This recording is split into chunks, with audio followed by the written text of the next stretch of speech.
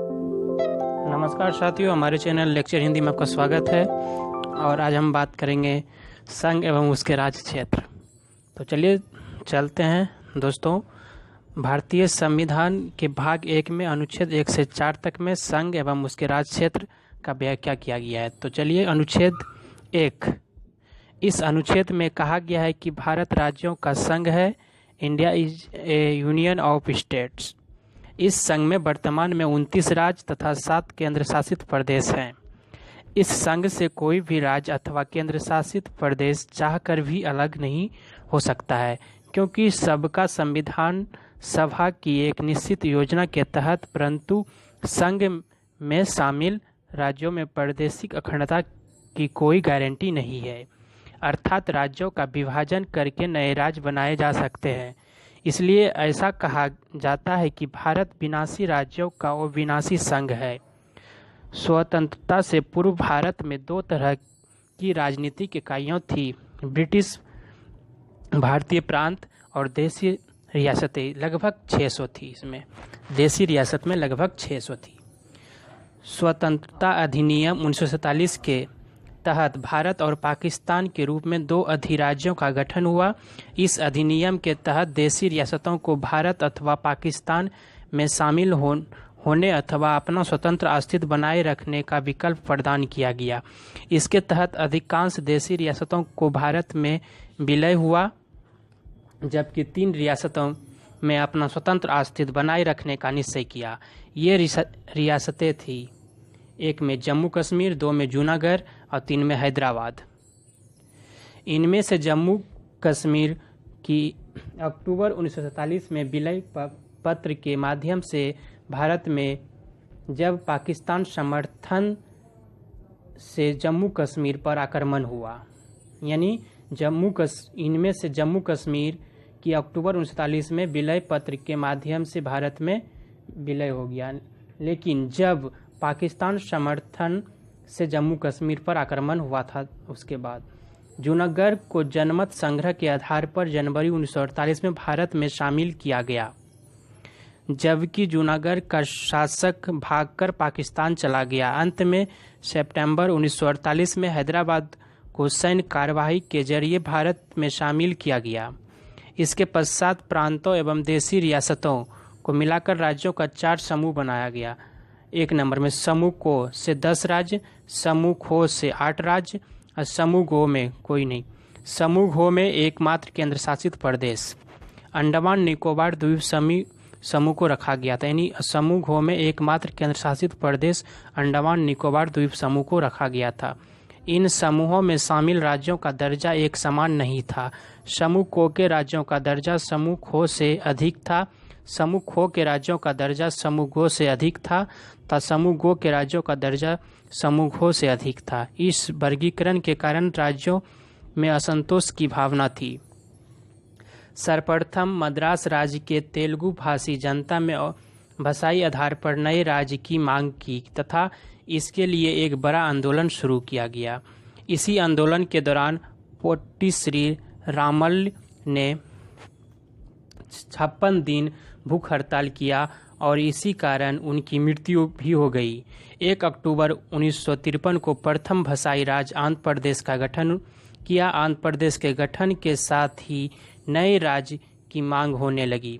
22 दिसंबर 1953 को सर्वोच्च न्यायालय के सेवानिवृत्त फजल अली के अध्यक्षता में राज्य पुनर्गठन गठित किया गया। इस आयोग के 2 अन्य सदस्य थे, हृदयनाथ कुंजरू तथा के.एम. पन्नीकर।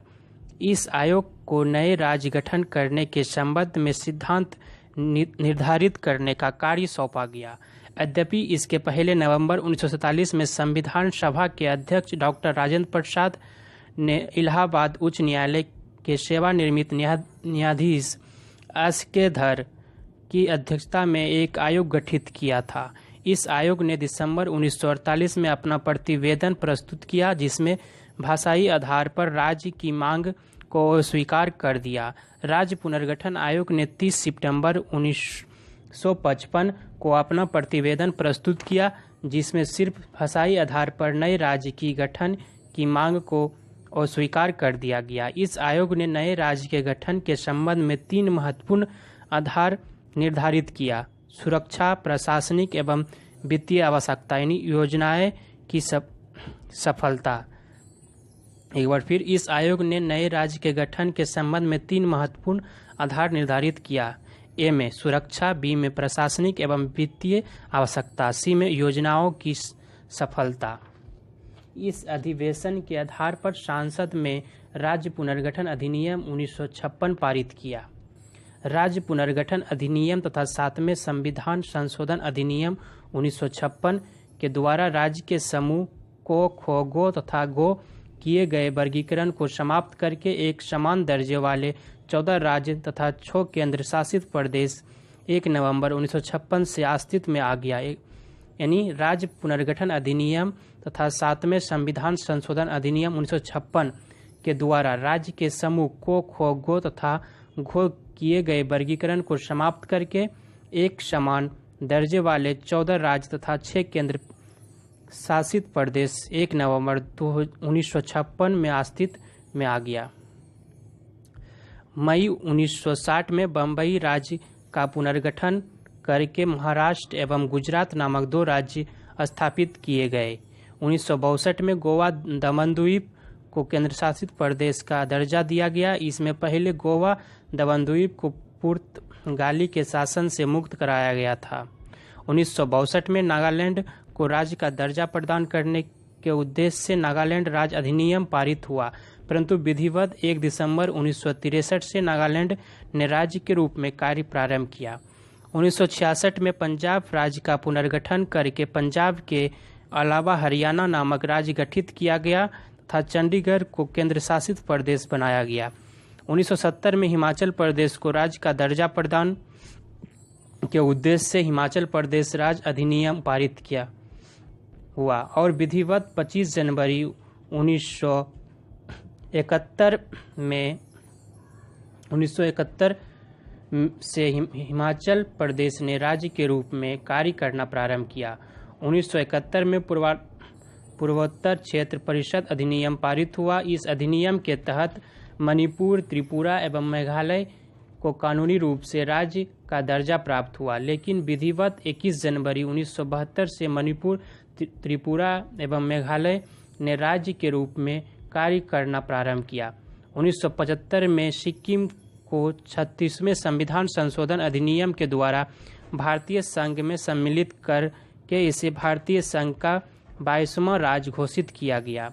1986 में मिजोरम एवं अरुणाचल प्रदेश को राज्य का दर्जा प्रदान करने के उद्देश्य से मिजोरम एवं अरुणाचल प्रदेश राज्य अधिनियम पारित हुआ और विधिवत 20 फरवरी 1987 को मिजोरम एवं अरुणाचल प्रदेश ने क्रमशः 23वें एवं 24वें राज्य के रूप में कार्य प्रारंभ कर दिया। 1987 में गोवा दमन द्वीप पुनर्गठन अधिनियम पारित हुआ। इसके तहत गोवा को राज्य का दर्जा दिया गया, जबकि दमन द्वीप को केंद्र शासित प्रदेश बनाया गया और विधिवत रूप से 30 मई 1987 से गोवा ने 25वें राज्य के रूप में कार्य करना प्रारंभ कर दिया। 1 नवंबर 2000 को मध्य प्रदेश का पुनर्गठन करके छत्तीसगढ़ को 26वां राज्य बनाया गया। 9 नवंबर 2000 को उत्तर प्रदेश का पुनर्गठन करके उत्तराखंड को 27वां राज्य बनाया गया। इसका पुराना नाम उत्तरांचल था, लेकिन 1 जनवरी 2007 से उत्तरांचल का नाम बदलकर उत्तराखंड कर दिया गया। इसके पहले 2006 में नाम परिवर्तन करने से संबंधित अधिनियम पारित हुआ।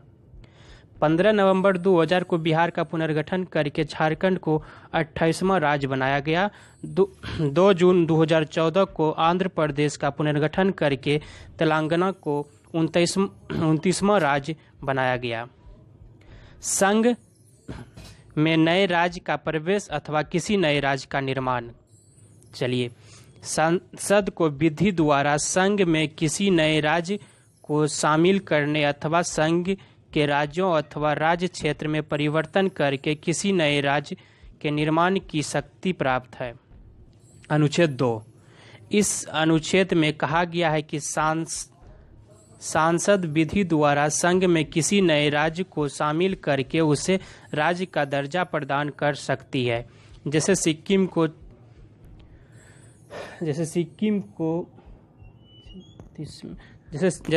को 36वें संविधान संशोधन अधिनियम 1975 द्वारा भारतीय संघ में शामिल करके उसे भारत का 22वां राज्य घोषित किया गया। इसके पहले सिक्किम को 35वें संविधान संशोधन अधिनियम 1974 द्वारा सहराज्य का दर्जा प्रदान किया गया। अनुच्छेद 3। इस अनुच्छेद में कहा गया है कि सांसद विधि द्वारा 2 या 2 से अधिक राज्यों को मिलाकर अथवा उनके भागों को मिलाकर अथवा एक राज्य के एक भाग को अथवा अलग करके नए राज्य का निर्माण कर सकती है।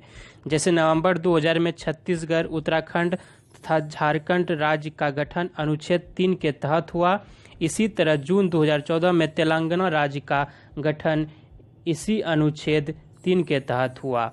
इसी अनुच्छेद 3 के तहत सांसद को किसी राज्य के नाम, क्षेत्र अथवा सीमा में परिवर्तन करने की भी शक्ति प्राप्त है। जैसे उड़ीसा का नाम बदलकर ओडिशा रखा गया, उत्तरांचल का नाम बदलकर उत्तराखंड रखा गया तथा पांडिचेरी का नाम बदलकर पुडुचेरी रखा गया। किसी नए राज्य के निर्माण से संबंधित विधेयक को राष्ट्रपति के सिफारिश या अनुमति से ही संसद में प्रस्तुत किया जा सकता है, परंतु राष्ट्रपति इस विधेयक को उस राज्य के विधानमंडल की राय जानने के लिए भेज देते हैं।